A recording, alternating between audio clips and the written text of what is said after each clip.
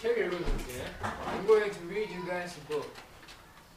The title is The Bear's Vacation by Stan and Jen Berenstain. Hooray, hooray, we're on our way. Our summer vacation starts today. And here we are, what a wonderful trip. Let's get in the water, let's go for a dip.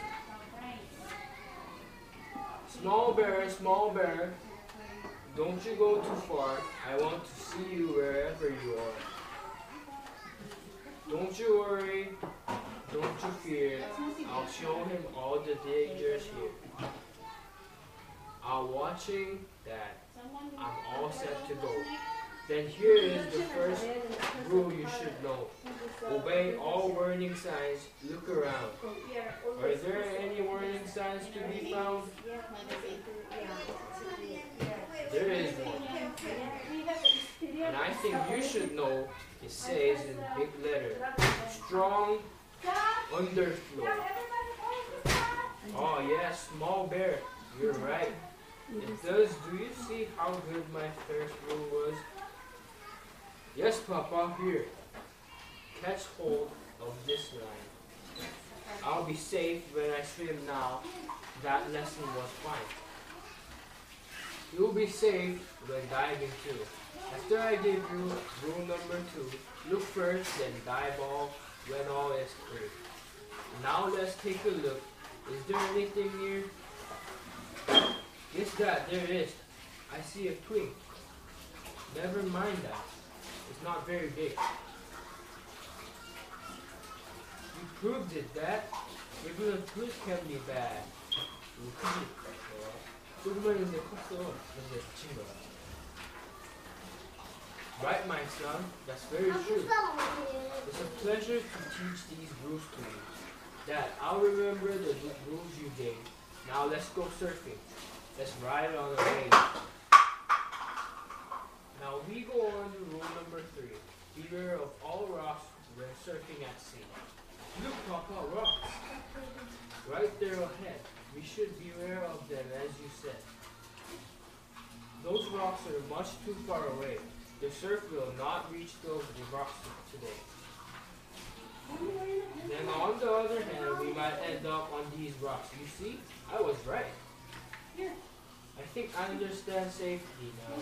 Thank you, Dad, for showing me how. But I have much more to tell you, my son. My safety rules have only begun. When people vacation at the shore, they like to take walks, but they to explore. So watch your steps in rule number 4. There are many sharp shells along the shore. Here, but may I keep it? It looks quite rare. Wait now, don't touch anything yet. There's another rule you have to get. Here it is, rule number 5. Watch what you touch, it may be alive. Be quiet, guys. Listen to me. Rules 4 and 5 are good to know. Now I'll be safe wherever I go. Not quite, my son. Hop into this boat. You must learn the rules for safety of float. Out the boat, you must take care. And here is rule number 6, small bear. Keep a sharp lookout. It's easy to do. Watch me now. I'll do it for you. See, like this. Only a fool would sail on the sea without this rule. It's a very good rule. I can't see that, Dad. Without it, things might get very bad. See this big ship? Big ship. Big ship. I've been happy to learn all you have to teach. Are you ready now? To go back to the beach. I have one more rule before we go. And then you'll know all you need to know. Look at this. It's bear. These are bears. One more thing people do at the shore.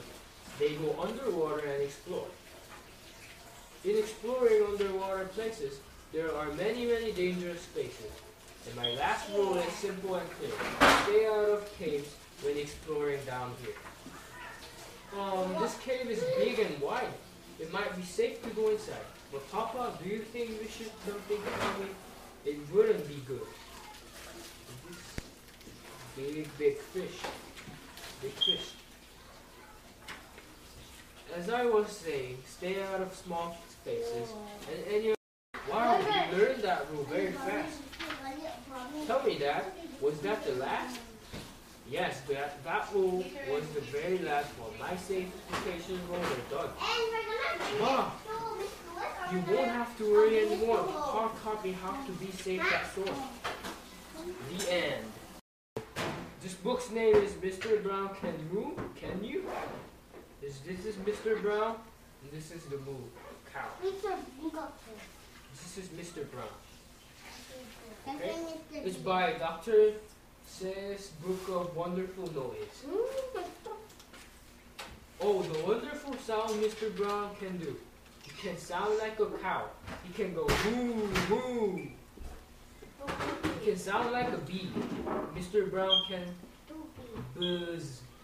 How about you? Can you go buzz, buzz? He can sound like a pork. Pop, pop, pop. He can sound like a horse feet. Crop, crop, crop. He can sound like a roaster. Cockadella. He can sound like a oh, oh, oh, oh. Mr. Brown can do it. How about you? You guys can do it? Okay. He can sound like a rain. Dibble, dibble, dibble, dot. Dibble, dibble, dibble, dibble, dibble, dot, dot, dot.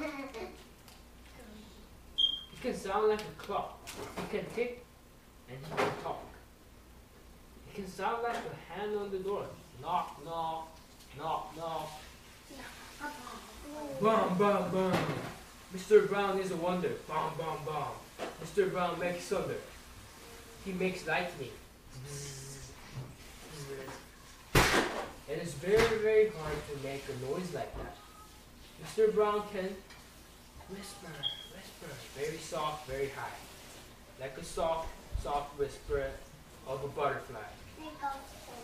Maybe you can too. I think you ought to try. Oh, the wonderful sounds Mr. Brown can do. Why don't you try to them too? Turn the page and let's review. You can do this? Read along. Moo. Moo. Say moo. Come on, out loud. Moo. Yes. Buzz. Cop. Cop. Oh, oh. Dibble, dibble. Tick tock. Knock, knock. Bomb, bomb.